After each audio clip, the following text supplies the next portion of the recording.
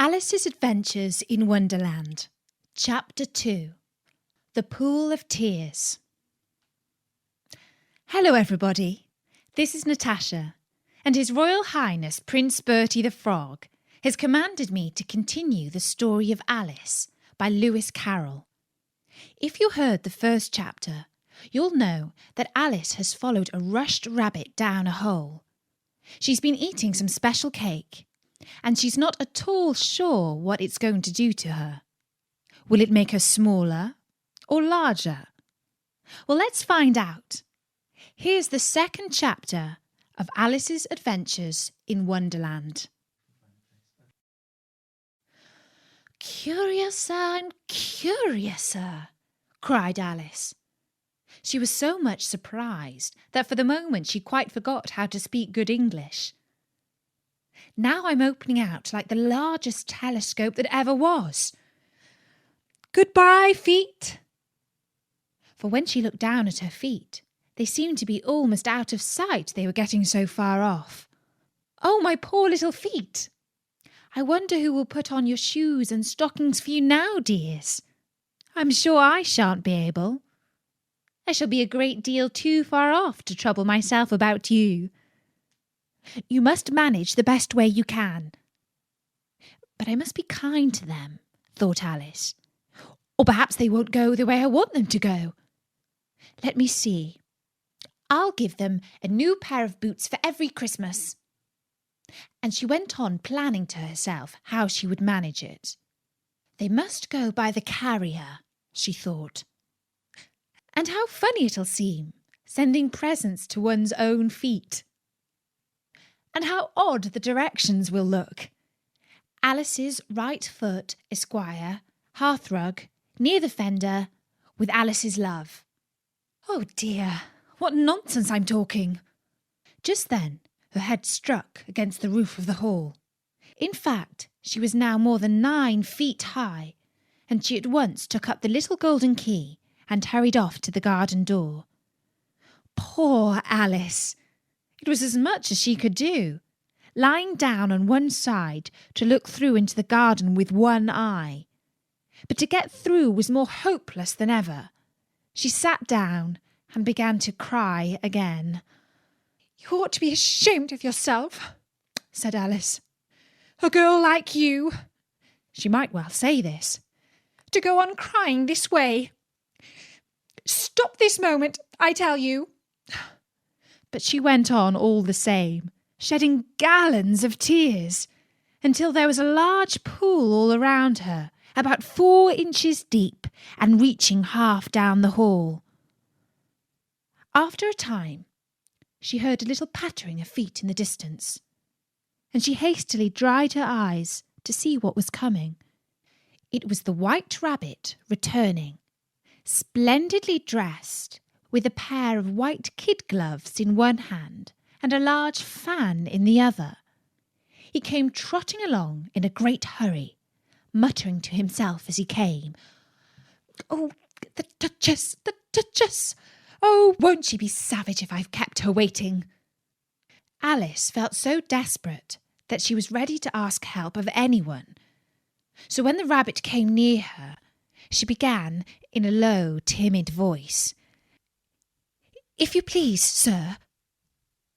The rabbit started violently, dropped the white kid gloves and the fan, and scurried away into the darkness as hard as he could go. Alice took up the fan and gloves, and as the hall was very hot, she kept fanning herself all the time she went on talking. "Dear, dear, how queer everything is today. And yesterday things went on just as usual. I wonder if I've been changed in the night. Let me think. Was I the same when I got up this morning? But if I'm not the same, the next question is, who in the world am I? Ah, that's the great puzzle." And she began thinking over all the children she knew that were of the same age as herself, to see if she could have been changed for any of them. "I'm sure I'm not Ada," she said, "for her hair grows in such long ringlets, and mine doesn't go in ringlets at all. And I'm sure I can't be Mabel, for I know all sorts of things, and she knows very little. Besides, she's she, and I'm I. And, oh dear, how puzzling it all is. I'll try if I know all the things I used to know. Let me see. 4 times 5 is 12, and 4 times 6 is 13, and 4 times 7 is... Oh, dear! I shall never get to 20 at that rate. However, the multiplication table doesn't signify. Let's try geography. London is the capital of Paris, and Paris is the capital of Rome, and Rome... No, that's all wrong, I'm certain. I must have been changed for Mabel. I'll try and say, how doth the little... And she crossed her hands on her lap as if she were saying lessons and began to repeat it, but her voice sounded hoarse and strange, and the words did not come out the same as they used to. How doth the little crocodile improve his shining tail, and pour the waters of the Nile on every golden scale? How cheerfully he seems to grin, how neatly spread his claws, and welcome little fishes in with gently smiling jaws. I'm sure those are not the right words, said poor Alice, and her eyes filled with tears again as she went on. I must be Mabel after all. And I shall have to go and live in that poky little house, and have next to no toys to play with, and oh, ever so many lessons to learn. No, I've made up my mind about it. If I'm Mabel, I'll stay down here. As she said this, she looked down at her hands, and was surprised to see that she had put on one of the rabbit's little white kid gloves while she was talking. How can I have done that? She thought. I must be growing small again. She got up and went to the table to measure herself by it, and found that, as nearly as she could guess, she was now about 2 feet high, and was going on shrinking rapidly. She soon found out that the cause of this was the fan she was holding, and she dropped it hastily, just in time to avoid shrinking away altogether. That was a narrow escape, said Alice, a good deal frightened at the sudden change, but very glad to find herself still in existence. And now for the garden. And she ran with all speed back to the little door. But alas, the little door was shut again, and the little golden key was lying on the glass table as before. And things are worse than ever, thought the poor child, for I never was so small as this before, never. And I declare it's too bad that it is. As she said these words, her foot slipped, and in another moment, splash! She was up to her chin in salt water. Her first idea was that she had somehow fallen into the sea. And in that case, I can go back by railway, she said to herself. Alice had been to the seaside once in her life, and had come to the general conclusion that wherever you go to on the English coast, you find a number of bathing machines in the sea, some children digging in the sand with wooden spades, then a row of lodging houses, and behind them a railway station.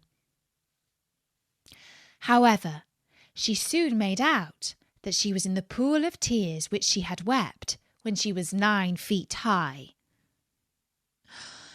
I wish I hadn't cried so much, said Alice, as she swam about, trying to find her way out. I shall be punished for it now, I suppose, by being drowned in my own tears. That will be a queer thing, to be sure.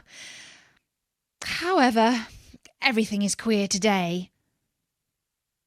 Just then she heard something splashing about in the pool a little way off, and she swam nearer to make out what it was. At first she thought it must be a walrus or a hippopotamus, but then she remembered how small she was now, and she soon made out that it was only a mouse that had slipped in like herself. Would it be of any use now, thought Alice, to speak to this mouse? Everything is so out of the way down here that I should think very likely it can talk. At any rate, there's no harm in trying. So she began. "Oh, Mouse, do you know the way out of this pool? I am very tired of swimming about here. Oh, Mouse." Alice thought this must be the right way of speaking to a mouse. She had never done such a thing before, but she remembered having seen in her brother's Latin grammar, "A mouse, of a mouse, to a mouse, O mouse." The mouse looked at her rather inquisitively, and seemed to her to wink with one of its little eyes, but it said nothing. "Perhaps it doesn't understand English," thought Alice.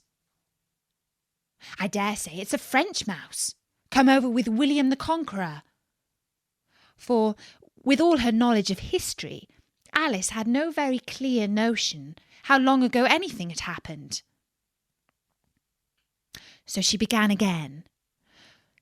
"Où est ma chatte?" which was the first sentence in her French lesson book. The mouse gave a sudden leap out of the water and seemed to quiver all over with fright. "Oh, I beg your pardon," said Alice hastily, afraid that she had hurt the poor animal's feelings. "I quite forgot you didn't like cats." "Not like cats?" said the mouse, in a shrill, passionate voice. "Would you like cats if you were me?" "Well, perhaps not," said Alice in a soothing tone. "Don't be angry about it. And yet, I wish I could show you our cat Dina. I think you'd take a fancy to cats if you could only see her. She is such a dear, quiet thing." Alice went on, half to herself, as she swam lazily about in the pool. "And she sits purring so nicely by the fire, licking her paws and washing her face. And she is such a nice, soft thing to nurse. And she's such a capital one for catching mice." "Oh, I beg your pardon," cried Alice again, for this time the mouse was bristling all over, and she felt certain it must be really offended. "We won't talk about it any more if you'd rather not."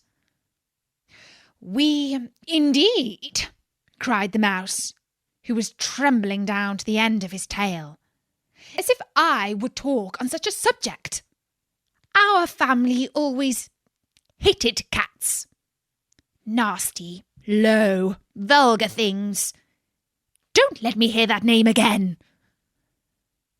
"I won't indeed," said Alice, in a great hurry to change the subject of conversation. Are you fond of dogs?" The mouse did not answer. So Alice went on eagerly. "There is such a nice little dog near our house. I should like to show you. A little bright-eyed terrier, you know, with, such long curly brown hair.